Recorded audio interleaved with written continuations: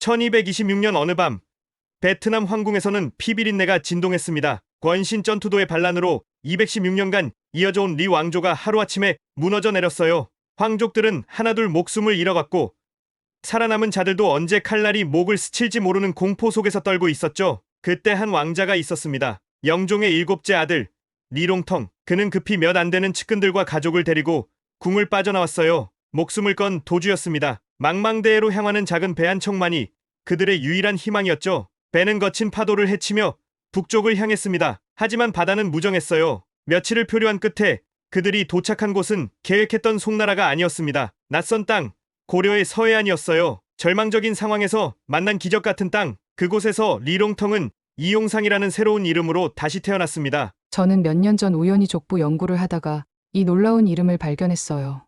이용상. 처음엔 그냥 평범한 고려시대 인물인 줄 알았습니다. 하지만 그 옆에 적힌 설명을 보고 정말 깜짝 놀랐어요. 베트남 미 왕조 영종의 일곱째 아들, 1226년 고려 망명. 이게 뭔 소리인가 싶었습니다. 베트남 왕자가 고려로 망명했다고요? 처음엔 도저히 믿을 수 없었어요. 하지만 화산 이씨 족보를 자세히 들여다보니 더욱 놀라운 이야기가 펼쳐졌습니다. 족보에 따르면 이용상은 베트남 미 왕조의 황자였는데 쿠데타가 일어나자 급히 배를 타고 도망쳤다는 거예요. 그런데 어디로 도망쳤느냐? 바로 우리나라 고려로 말이죠. 저는 이 이야기가 사실인지 확인하고 싶어 미칠 지경이었어요. 정말 베트남에서 우리나라까지 오는 게 가능한 일일까? 그 먼 거리를 작은 배로. 어떻게 건넜을까? 수많은 의문이 머릿속을 맴돌았습니다. 그래서 베트남 리 왕조에 대해 본격적인 조사를 시작했어요. 조사하면 할수록 더욱 흥미진진한 사실들이 드러났습니다.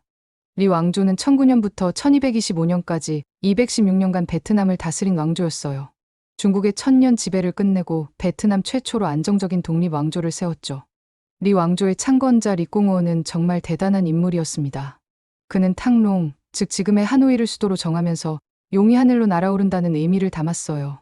중국을 상징하는 용에 맞서 베트남도 또 다른 용이 되겠다는 선언이었던 거죠. 그런데 1225년 권신 전투도에 의해 이 위대한 왕조가 무너지면서 미씨 황족들이 몰살당할 위기에 처했다는 거예요.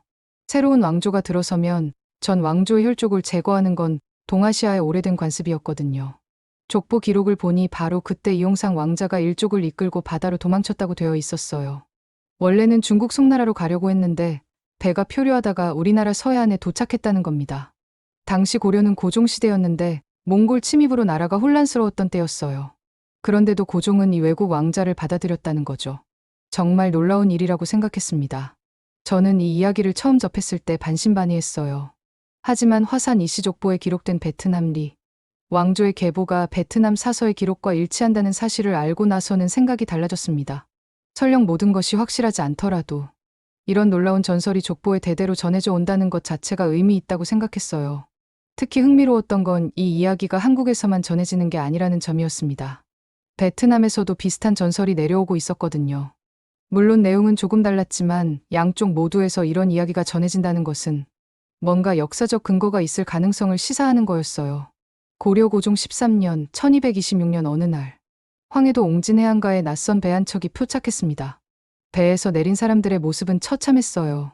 긴 항해로 지쳐 있었고 고국을 잃은 슬픔이 얼굴에 가득했죠. 그중 한 사람이 옹진현령 앞에 무릎을 꿇었습니다. 저는 안남국 리 왕조의 황자 리롱텅입니다. 나라를 잃고 이곳까지 떠밀려 왔습니다. 옹진현령은 깜짝 놀랐어요. 베트남 왕자가 고려 땅에 나타났다는 게 믿어지지 않았거든요. 하지만 그의 품격과 말씨를 보니 보통 사람이 아니었습니다. 이용상이 정말 존재했던 인물일까요? 저는 이 의문을 해결하기 위해 더 깊이 파헤쳐봤습니다. 단순한 호기심이 아니었어요. 만약 이 이야기가 사실이라면 한국사에 정말 중요한 의미를 갖는 사건이거든요. 화산 이씨 족보인 화산 이씨 세보에는 이용상의 행적이 상세하게 기록되어 있어요. 베트남 리 왕조 6대 황제 영종의 7째 아들이며 7대 황제 고종의 동생이라고 나와 있습니다. 1226년 전씨 일족의 반란으로 왕조가 무너지자 배를 타고 도망쳤다는 거죠. 가장 흥미로운 건 이 족보에 기록된 베트남 리 왕조의 계보예요. 이게 베트남 쪽 사서인 대월사기 전서의 기록과 거의 일치한다는 점입니다. 우연의 일치일 확률은 거의 없어요. 당시만 해도 한국과 베트남 사이의 교류가 그리 활발하지 않았는데 어떻게 이렇게 정확한 계보를 알 수 있었겠어요? 베트남 학계에서도 이 문제에 관심을 보였습니다. 1959년에는 북베트남의 역사학자 쩐반잡이 직접 북한을 방문해서 이용상의 흔적을 조사했어요. 황해도 옹진에 있는 만국단과 수학문기적비 등을 확인하고 보고서를 남겼다고 합니다. 쩐반잡이 남긴 보고서를 보면 정말 놀라워요. 그는 북한 학자들의 도움을 받아 화산 지역 곳곳을 답사했는데 이용상과 관련된 유적들이 실제로 존재한다는 것을 확인했거든요. 물론 수학문기적비는 1903년에 세워진 것이라 후대의 것이지만 만국단 같은 유적은 훨씬 오래된 것으로 보인다고 했어요. 하지만 명확한 한계도 있습니다. 이용상의 이야기는 주로 화산 이씨 족보에만 기록되어 있어요. 고려사 같은 공식 사서에는 이용상이라는 이름이 등장하지 않거든요. 이 부분이 많은 역사학자들이 의문을 제기하는 지점입니다. 베트남 쪽 공식 기록에도 그의 고려 망명에 대한 직접적인 언급은 없어요. 다만 베트남 학계에서는 쩐 왕조가 전대리 왕조의 계보를 기록하면서 황제와 직계, 황손이 아닌 많은 반계 황손들을 누락시켰을 가능성이 높다고 봅니다. 그럼에도 베트남 정부는 1995년 화산 이씨를 리 왕조의 후손으로 공식 인정했어요.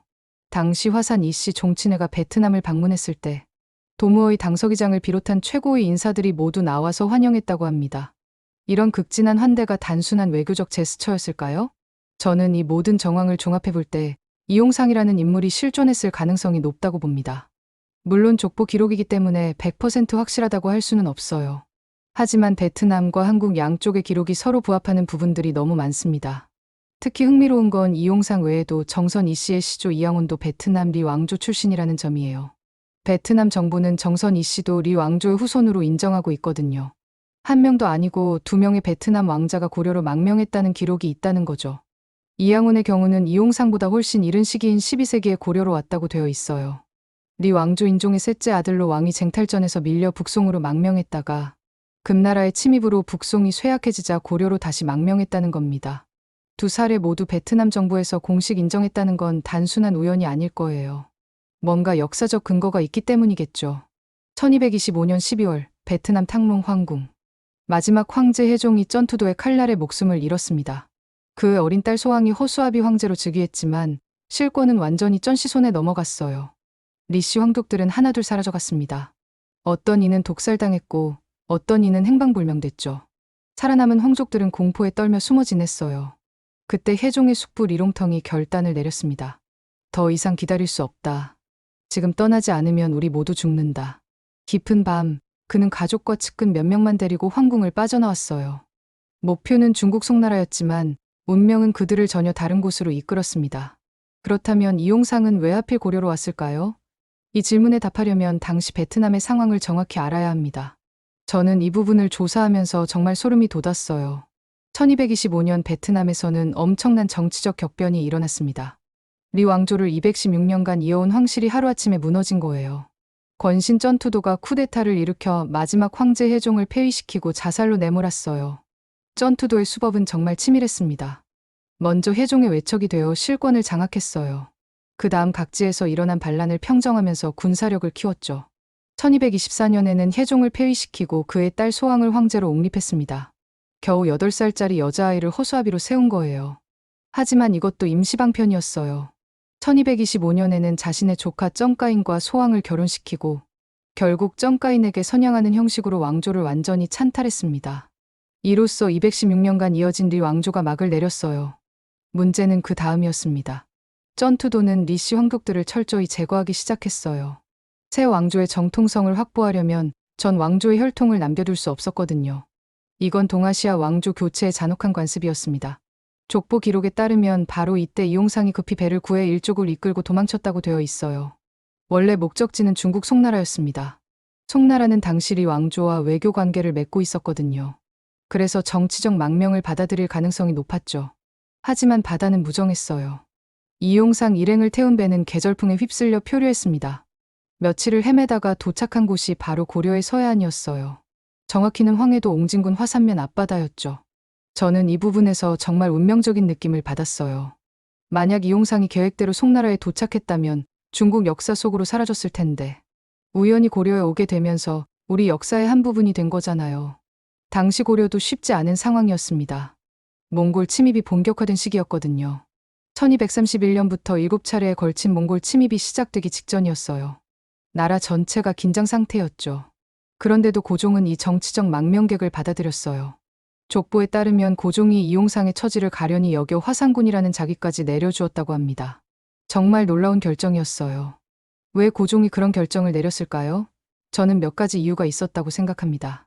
첫째, 당시 고려도 몽골의 침입으로 어려운 상황이어서 동병상련을 느꼈을 수도 있어요. 둘째, 베트남 리 왕조는 중국에 맞서 독립을 유지한 나라였기 때문에 고려 입장에서도 동질감을 느꼈을 거예요. 셋째로는 고려의 포용적 문화가 작용했을 것 같아요. 고려는 원래 다양한 문화를 받아들이는 개방적인 나라였거든요. 외국에서 온 인재들을 적극적으로 등용하기도 했고요. 마지막으로 이용상 일행이 옹진에 도착했을 때 도적들을 물리쳐 주민들을 구해줬다는 기록도 있어요. 족보에 따르면 이용상이 해적들로부터 옹진 사람들을 보호했고, 이를 본 옹진 현령이 고종에게 상소문을 올려 그들을 받아달라고 청했다고 합니다. 결국 이용상의 고려 정착은 여러 요인이 복합적으로 작용한 결과였어요. 베트남의 정치적 격변, 바다에서의 표류, 고려의 포용적 문화, 그리고 이용상 자신의 인품까지 모든 것이 맞아떨어진 운명적인 만남이었죠. 고종 14년 1227년 봄, 개경 궁궐 대전에서는 특별한 의식이 거행되고 있었습니다. 고종이 직접 참석한 가운데 한 외국인에게 자기를 내리는 책봉식이었어요. 안남국에서 온 왕자 리롱텅을 화상군에 봉한다. 그 순간 리롱텅은 무릎을 꿇고 절을 올렸습니다. 신이용상, 폐하의 은혜에 목숨을 바쳐 보답하겠나이다. 베트남 왕자 리롱텅은 죽고 고려 신하 이용상이 태어나는 순간이었어요. 고국을 잃은 망명객이 새로운 조국에서 다시 태어난 거죠. 그의 눈에는 눈물이 글썽였지만 그 안에는 새로운 다짐이 불타고 있었습니다. 이용상이 고려에 정착한 후의 이야기는 정말 감동적입니다. 고국을 잃은 왕자가 새로운 땅에서 어떻게 살아갔는지 보여주거든요. 족보 기록에 따르면 고종은 이용상을 화상군에 봉하고 황해도 옹진군 화산면 일대의 시급을 내려주었다고 해요. 시급이라는 건 그 지역의 세금을 받을 수 있는 권리인데 외국인에게 이런 대우를 해준 건 정말 파격적이었죠. 더 놀라운 건 고종이 이용상에게 수학문이라는 문패까지 하사했다는 점이에요. 항복을 받아들인다는 뜻인데 단순한 망명이 아니라 정식으로 귀순을 인정한다는 의미였습니다. 이는 이용상을 고려의 정식 신하로 받아들인다는 선언이었어요. 이용상은 이 고마움을 행동으로 보답했습니다. 몽골군이 고려를 침입했을 때 앞장서서 싸웠다는 거예요. 족보에는 정말 영화 같은 이야기가 나와요. 1231년 몽골 1차 침입 때 이용상은 화산 지역을 지키는 임무를 맡았어요. 몽골군이 화산 지역을 공격해왔을 때 그는 토성을 쌓고 백성들과 함께 저항했습니다. 무려 5개월 동안 버텼다고 해요. 족보에 기록된 한 일화는 정말 흥미로워요. 몽골 장수가 화친의 선물이라며 황금 상자를 보내왔는데 이용상이 이를 의심스러워했다는 거예요. 적이 갑자기 선물을 보낼 리 없다. 분명 음모가 있을 것이다. 그래서 상자를 열어보기 전에 끓는 물을 부었더니 안에서 자객이 비명을 지르며 튀어나왔다는 겁니다. 이는 고대 중국의 트로이 목마 같은 계략이었는데 이용상이 이를 간파한 거죠. 그는 자객을 처리한 후 그 상자를 다시 몽골 진영으로 보내면서 선물 잘 받았다는 메시지를 전했다고 해요. 몽골군은 크게 당황했겠죠. 물론 이런 구체적인 이야기들은 후대에 윤색되었을 가능성이 높습니다. 하지만 이용상이 몽골 침입 때 고려를 위해 용감히 싸웠다는 큰 틀은 믿을만해요. 그래서 고종이 그의 공을 인정해 더 높은 지위와 더 많은 시급을 내렸다는 기록도 있고요. 이용상의 활약은 군사적인 면에만 그치지 않았어요. 그는 화산 지역의 행정관으로도 활동했습니다. 베트남에서 왕족으로 살면서 쌓은 경험이 도움이 되었을 거예요. 백성들을 다스리는 일에도 소질을 보였다고 합니다. 이용상은 화산에 정착해서 가문을 이루었습니다. 족보에 따르면 고려 귀족 여성과 혼인해서 두 아들을 두었는데 맏아들 이가는 예문관 대제하까지 올랐고 둘째 아들 이일청은 안동부사를 지냈다고 해요. 특히 이간의 성공은 놀라웠어요. 예문관 대제학은 고려의 최고 문관직 중 하나였거든요. 외국인의 아들이 이런 높은 자리에 오른다는 건 정말 쉽지 않은 일이었어요. 이는 이용상이 고려 사회에 완전히 융화되었다는 증거였죠. 둘째 아들 이일청도 의미가 큽니다. 그가 안동부사로 부임하면서 경상북도 지역에 정착했는데 이때부터 화산 이씨가 안동 지역에 뿌리를 내리기 시작했어요. 지금도 경상북도 봉화군에는 이용상의 후손들이 많이 살고 있습니다. 저는 이 부분에서 정말 놀라운 적응력을 느꼈습니다. 고국을 잃고 망명 온 왕자가 새로운 나라에서 충성스러운 신하가 되어 후손들까지 번영시켰다는 거잖아요. 이는 단순한 생존을 넘어선 진정한 정착이었어요. 이용상은 화산에 만국단이라는 재단을 만들었다고 해요. 고국 베트남을 그리워하며 제사를 지내는 곳이었죠. 하지만 동시에 그는 고려를 위해 목숨을 바칠 각오로 살았습니다. 이런 복잡한 감정이야말로 망명객의 진정한 모습이었을 거예요. 고려 후기 1300년경 어느 날 화산 이씨 가문의 한 후손이 족보를 정리하며 조상의 기록을 되새기고 있었습니다. 우리 시조 이용상께서는 베트남 황실에서 오셨지만 이제 우리는 완전한 고려인이로다. 그는 펼쳐진 족보를 보며 감회에 젖었어요. 시조부터 시작해서 벌써 5대째 고려 조정에서 벼슬을 하고 있었거든요. 예문관 대제학, 안동부사, 호조전서. 화려한 관직명들이 족보에 빼곡히 적혀 있었습니다. 베트남에서 온 왕자의 피가 고려 땅에서 꽃피운 거예요. 이제 그들은 더 이상 외국인이 아니었습니다. 당당한 고려의 명문가로 자리 잡은 거죠. 이용상의 후손들은 고려와 조선을 거치면서 꾸준히 성장했습니다. 비록 최고 권력까지는 오르지 못했지만 나름대로 의미 있는 족적을 남겼어요. 이용상의 맏아들 이가는 정말 뛰어난 인물이었습니다. 예문관 대제학이라는 고려 최고의 문관직에 올랐거든요. 이는 단순히 개인적 성공을 넘어 화산 이씨 가문 전체의 위상을 끌어올린 사건이었어요. 예문관 대제학이 어떤 자리인지 아시나요? 왕의 교육을 담당하고 국가의 중요한 문서를 작성하는 핵심 보직이었어요. 외국 출신 아버지를 둔 사람이 이런 자리에 오른다는 건 정말 획기적인 일이었습니다. 당시 고려 사회가 얼마나 능력 중심이었는지 보여주는 대목이죠. 둘째 아들 이일청도 안동부사를 지내며 가문의 영향력을 확장했어요. 그가 안동에 부임한 건 단순한 지방 발령이 아니었습니다. 안동은 경상도 지역의 중심지였거든요. 이일청이 그곳에서 좋은 정치를 펼치면서 화산 이씨가 영남 지역에 뿌리를 내리기 시작했어요. 족보를 보면 이일청의 후손들이 대대로 안동과 그 주변 지역에서 활동했다는 기록이 나와요. 특히 봉화군 일대에는 지금도 화산 이씨 집성촌이 있을 정도예요. 800년 가까운 세월을 그 땅에서 살아온 거죠. 6세손 맹운의 이야기는 특히 감동적입니다. 그는 공민왕 때 호조전서라는 중요한 관직을 맡았어요. 호조전서는 나라의 재정을 담당하는 고위직이었거든요. 베트남에서 온 왕자의 후손이 고려의 국고를 관리한다니 정말 놀라운 일이었어요. 하지만 맹운의 진가는 고려가 망할 때 드러났습니다. 이성계가 조선을 건국하자 많은 고려 신하들이 새 왕조에 출사했어요. 하지만 맹운은 달랐습니다. 두 임금을 섬길 수 없다며 고향으로 돌아가 은거해버린 거예요. 이는 고려 말 많은 충신들이 보여준 절개였지만 맹운의 경우 더 특별한 의미가 있었어요. 그의 조상 이용상이 고려에 망명해 와서 받은 은혜를 잊지 않겠다는 뜻이었거든요. 베트남 왕족의 후손이 고려에 대한 충절을 지킨 거였어요. 가장 유명한 인물은 역시 임진왜란 때의 이장발입니다. 이용상의 후손인 이장발은 1592년 임진왜란이 터지자 의병을 일으켜 일본군과 맞서 싸웠어요. 당시 그의 나이는 불과 18세였습니다. 족보 기록에 따르면 이장발은 봉화 지역에서 의병을 모집해 일본군에 맞섰다고 해요. 하지만 안타깝게도 전투 중에 목숨을 잃었습니다. 꽃다운 나이에 조선을 지키다가 장렬히 전사한 거죠. 이장발의 충의를 기리기 위해 경상북도 봉화군 봉성면에 충우당이라는 사당이 세워졌어요. 지금도 그곳에서 매년 제사를 지내고 있습니다. 베트남에서 온 왕자의 후손이 조선을 위해 목숨을 바쳤다는 게 정말 감동적이에요. 현재 화산 이씨는 전국에 약 1700여 명이 살고 있다고 해요. 그리 많은 숫자는 아니지만 800년 가까이 이어져 온 가문의 역사를 생각하면 대단한 거죠. 특히 북한 지역에 화산 이씨의 집성촌이 많이 있었는데 분단으로 인해 만나지 못하고 있는 상황이에요. 화산 이씨 족보를 자세히 보면 정말 흥미로운 점들이 많아요. 대대로 문관직을 선호했고 특히 교육과 관련된 일에 종사한 사람들이 많았어요. 아마도 시조 이용상이 외국에서 온 만큼 학문을 중시했던 전통이 이어진 것 같습니다. 또한 화산 이씨는 다른 명문가들에 비해 정치적 권력 투쟁에는 별로 관여하지 않았어요. 대신 지역 사회에서 선비 정신을 실천하는 데 집중했죠. 이런 모습은 시조 이용상의 온건한 성격을 닮은 것 같아요. 저는 화산 이씨 가문의 이야기에서 한국사의 포용성을 느꼈습니다.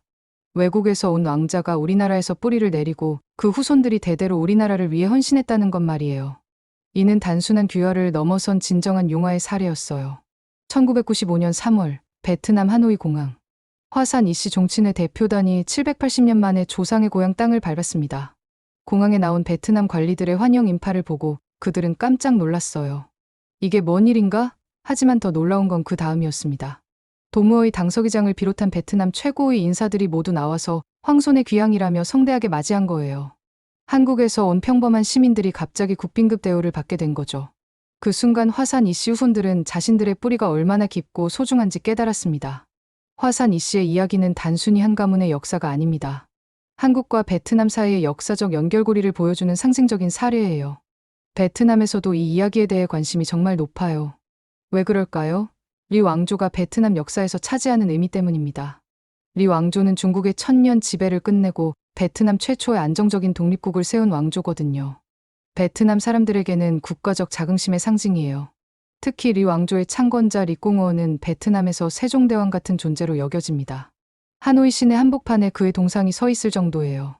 그런 위대한 왕조의 후손이 한국에 살고 있다는 것만으로도 베트남 사람들에게는 특별한 의미가 있는 거죠. 베트남 정부의 화산 이씨에 대한 대우는 정말 파격적입니다. 매년 리 왕조가 출범한 음력 3월 15일에는 기념행사를 열면서 화산 이씨 종친회 간부들을 초청해요. 또한 화산 이씨 후손들이 베트남에 거주할 경우 출입국, 세금, 사업권 등에서 베트남인과 동일한 혜택을 준다고 합니다. 심지어 베트남으로 귀화를 원하는 화산 이씨 후손들에게는 일반 외국인보다 훨씬 쉬운 절차를 제공한다고 해요. 명예 베트남인 대우를 해주는 거죠. 1992년 한국과 베트남이 수교했을 때도 화산 이씨가 중요한 역할을 했어요. 이창근이라는 화산 이씨 후손이 주한베트남 대사관을 방문했을 때 베트남 대사가 직접 대사관 문 밖까지 나와서 맞이했다고 합니다. 베트남 대사는 부임할 때 베트남의 역사학자들로부터 한국에 가면 이용상 왕자의 후손을 꼭 찾아달라는 부탁을 받았다고 해요. 그만큼 베트남에서도 이 문제에 관심이 높다는 뜻이죠. 흥미로운 건 베트남에는 19세기까지 조선에 표류한 베트남 황태자에 대한 전설이 내려왔다는 점이에요. 물론 그 전설에서는 조선 사람들이 황태자 일행을 해쳤다고 되어 있어서 부정적인 내용이었지만 그만큼 양국 사이에 오래된 인연이 있었다는 뜻이죠. 17세기에 실제로 제주도 어민들이 태풍 때문에 베트남까지 표류한 사건이 있었어요. 그때 베트남 지방관리가 저 전설을 언급하면서 내가 그 원수를 갚아야겠다고 말하는 바람에 제주도 어민들이 큰 두려움에 떨었다고 합니다. 2018년에는 응은 부뚜 주한베트남 대사가 직접 화산 이씨의 흔적을 찾아 경상북도 영주와 봉화를 방문하기도 했어요. 대사가 직접 선조의 발자취를 찾아다닌다는 게 정말 인상적이었습니다. 현재도 양국의 학자들이 이 문제를 연구하고 있어요. 베트남 박민성 뜨선시는 리 왕조의 발상지인데 이곳과 봉화군이 자매결연을 맺고 베트남 마을 조성 사업을 추진하고 있다고 합니다. 저는 이런 역사적 연결고리가 현재의 한베트남 관계에도 긍정적인 영향을 미치고 있다고 생각해요. 단순한 경제적 협력을 넘어서 역사적, 문화적 유대감이 있는 거잖아요. 양국이 단순한 이웃나라가 아니라 오래전부터 인연을 맺어온 특별한 관계라는 인식이 생기는 거죠. 2019년 어느 날 서울의 한 연구실에서 놀라운 일이 벌어졌습니다. 20대 청년 이민호가 자신의 DNA 검사 결과를 받아든 순간이었어요. 동남아시아 14%, 한국 76%. 그는 깜짝 놀랐습니다. 외할머니로부터 우리 집안이 베트남 쪽 혈통이라는 이야기를 들었지만 설마 했거든요. 하지만 과학이 증명해 준 거예요. 그는 급히 족보를 뒤져봤고 마침내 발견했습니다. 화산 이씨 32세손이라는 기록을. 800년 전 바다를 건넌 베트남 왕자의 피가 여전히 그의 혈관에 흐르고 있었던 거죠. 내가 정말 베트남 왕족의 후손이라니. 그 순간 그의 정체성이 완전히 바뀌었습니다. 현재 화산 이씨 후손들은 어떻게 살고 있을까요? 놀랍게도 이들은 지금도 자신들의 뿌리를 찾아가는 활동을 활발히 하고 있어요. 1992년 한국과 베트남이 수교했을 때 화산 이씨 종친회가 중요한 역할을 했어요. 이창근이라는 화산 이씨 후손이 주한베트남 대사관을 방문했을 때의 일화는 정말 인상적입니다. 베트남 대사가 직접 대사관 문 밖까지 나와서 맞이했다고 해요. 대사는 베트남 부임 전에 역사학자들로부터 한국에 가면 이용상 왕자의 후손을 꼭 찾아달라는 부탁을 받았다고 했습니다. 800년이 지났는데도 베트남에서 잊지 않고 있었던 거죠. 1995년에는 화산 이씨 종친회 대표들이 780년 만에 조상의 고향인 베트남을 방문했어요. 이때 받은 환대는 정말 국빈급이었습니다. 당시 베트남 최고의 인사들이 모두 나와서 황손의 귀향이라며 성대하게 맞이했다고 해요. 베트남에서는 매년 리 왕조가 출범한 음력 3월 15일에 기념행사를 열면서 화산 이씨 종친회 간부들을 초청한다고 합니다. 또한 화산 이씨 후손들이 베트남에 거주할 경우 출입국, 세금, 사업권 등에서 베트남인과 동일한 혜택을 준다고 해요. 심지어 베트남으로 귀화를 원하는 화산 이씨 후손들에게는 일반 외국인보다 훨씬 쉬운 절차를 제공한다고 합니다. 명예 베트남인 대우를 해주는 거예요. 2018년에는 응은 부뚜 주한베트남 대사가 직접 화산 이씨의 흔적을 찾아 경상북도 영주와 봉화를 방문하기도 했어요. 대사가 직접 선조의 발자취를 찾아다닌다는 게 정말 인상적이었습니다. 현재 화산 이씨 후손들 중에는 자신의 뿌리를 더 자세히 알아보기 위해 족보 연구와 DNA 분석 등을 시도하는 사람들도 있다고 해요. 과학적인 방법으로 조상의 흔적을 찾아가려는 노력인 거죠. 특히 젊은 세대들 사이에서 이런 관심이 높아지고 있어요. K-드라마나 K-팝의 인기로 베트남과 한국의 문화 교류가 활발해지면서 자연스럽게 역사적 연결고리에도 관심을 갖게 된 거죠. 봉화군에서는 베트남과의 역사적 인연을 바탕으로 K-베트남밸리 조성사업 같은 프로젝트를 추진하고 있어요. 한국과 베트남 양국의 관광과 문화, 교육 콘텐츠가 자유롭게 오가는 핵심 기지로 만드는 게 목표라고 합니다. 베트남 박민성 뜨선시와 봉화군은 우호협력 강화 협약서를 체결하기도 했어요. 리 왕조의 발상지와 이용상 후손들이 사는 곳이 공식적으로 자매 결연을 맺은 거죠. 저는 이런 현대적 교류가 정말 의미 있다고 생각해요. 800년 전의 역사적 인연이 21세기에도 살아있는 연결고리가 되고 있는 거잖아요. 이제는 한국의 젊은이들이 베트남에 가서 우리 조상이 여기서 왔어요라고 말할 수 있게 된 거예요. 2020년 가을, 하노이 공항에서 감동적인 장면이 펼쳐졌습니다. 저는 마침내 베트남 땅을 밟았어요. 리태조 동상 앞에서 만난 베트남 역사학자 판반린 교수는 제게 이렇게 말했습니다. 리롱텅 왕자는 더 이상 베트남 사람이 아닙니다. 그는 이제 완전한 한국인이에요. 하지만 동시에 우리 두 나라를 영원히 연결하는 다리이기도 하죠. 그 순간 저는 깨달았어요. 이 이야기가 단순한 역사 추적을 넘어 현재 진행형의 우정 이야기라는 것을. 800년 전 바다를 건넌 왕자가 21세기에도 여전히 두 나라 사이의 가교 역할을 하고 있었던 거예요. 저는 이 모든 이야기를 조사하면서 정말 많은 것을 느꼈습니다.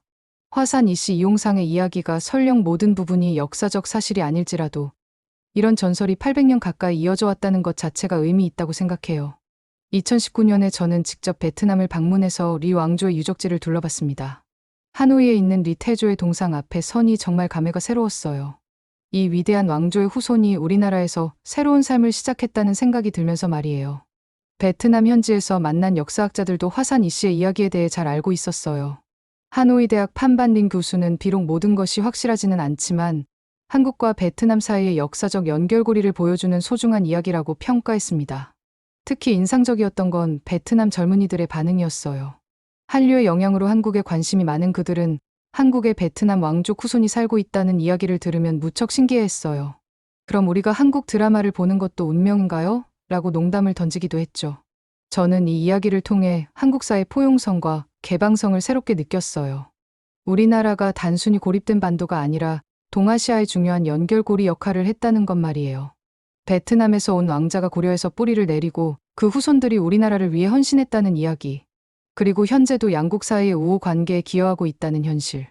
2021년에는 코로나19로 직접 만날 수는 없었지만 온라인으로 한국과 베트남의 젊은이들이 화산 이씨 이야기를 주제로 문화교류 행사를 열기도 했어요. 서울의 화산 이씨 후손 대학생과 하노이의 베트남 학생들이 화상으로 만나 서로의 문화를 소개하는 시간이었죠. 이 모든 것들이 보여주는 건 한반도가 결코 고립된 섬이 아니었다는 사실입니다. 오히려 동아시아 역사의 중요한 무대였고 다양한 문화와 사람들이 만나는 교차점이었어요. 800년 전 망망대해를 떠돌던 베트남 왕자 리롱텅. 그는 운명적으로 우리나라에 도착해서 이용상이라는 새로운 이름으로 살아갔습니다. 그리고 지금 그의 후손들은 당당한 한국인으로 살아가고 있어요. 하지만 동시에 그들은 한국과 베트남을 연결하는 살아있는 역사이기도 합니다. 매년 베트남을 방문하는 화산 이씨 후손들, 한국을 찾아오는 베트남 관리들, 그리고 이 이야기에 관심을 갖는 양국의 젊은이들. 이것이야말로 진정한 다문화의 역사가 아닐까요? 오늘날 우리가 경험하고 있는 국제화, 다문화 사회의 모습이 사실은 우리 역사 속에 이미 있었던 거예요. 리롱텅은 더 이상 베트남 왕자가 아닙니다. 그는 이제 완전한 한국인이에요.